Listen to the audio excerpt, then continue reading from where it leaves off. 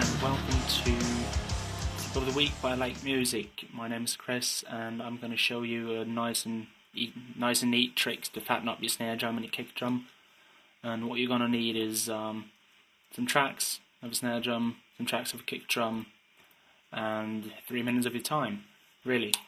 So I've got 2 tracks with a snare drum here. I've taken the liberty of gating them off using some envelope shapers and some basic gates, and I've sent them to a kick track, a group track with the kicks, right. I've EQ'd them off quite heavily with the bottom end just to show you exactly what it does. It's not really processed to sound as best as possible, and I also usually blend in samples, so it's just to give you an idea of what this really does. And then what you're going to do is you make an audio track, as I've done here. I call it sine kick, and you insert a test generator, and you're going to find that in Cubase. I'm not really sure if Logic or Pro Tools has got one, but I'm pretty sure it does. And you find your frequency. I chose, as you can see, 73.22 Hz. Sounds a bit like this. Yeah, really nice. The next thing you're going to do is you're going to bring up a noise gate with a sidechain built in. I know in Logic you've got the sidechain basically built into the interface, so you won't need really a specialized noise gate for it, but in Cubase you don't have that. And what this noise gate is going to do, you're going to activate the sidechain, and then you're just going to gate off the signals I've done here. If you bring down the gate, you'll hear the sound coming on.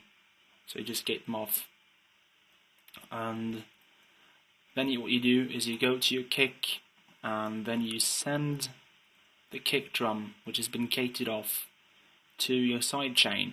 So what's going to happen is when I start playing the kick, every time the kick hits, it's going to open the gate on the sidechain and let the test generator generate the sine wave.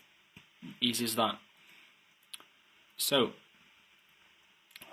let's see how that sounds. Now I'm going to start with just putting it on the bottom, and I'm going to blend it in so you'll hear the general idea of it.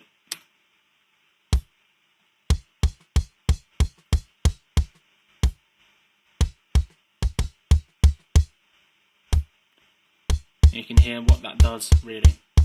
I'm just going to bring that a bit back down, around -2 dB. Yup. What you can also do is you can do that with a snare drum, but instead of using a sine wave, you're going to use some brown noise, or pink noise for that matter.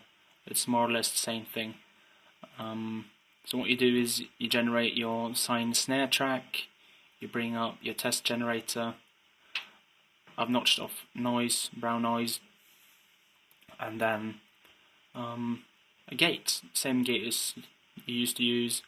Gate it off, activate the sidechain, go to your snare drum, and you send it to sine snare.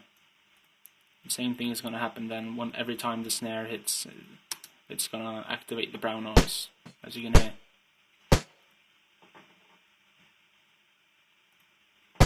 Right.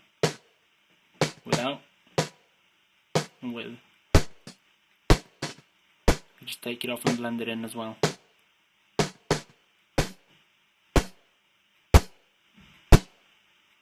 That's a bit too much, sounds a bit compressed.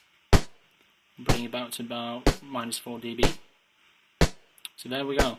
I'm just going to disable everything now, and you can hear the general idea. It's without the room mics and overheads and everything, but you'll get a good idea of the difference.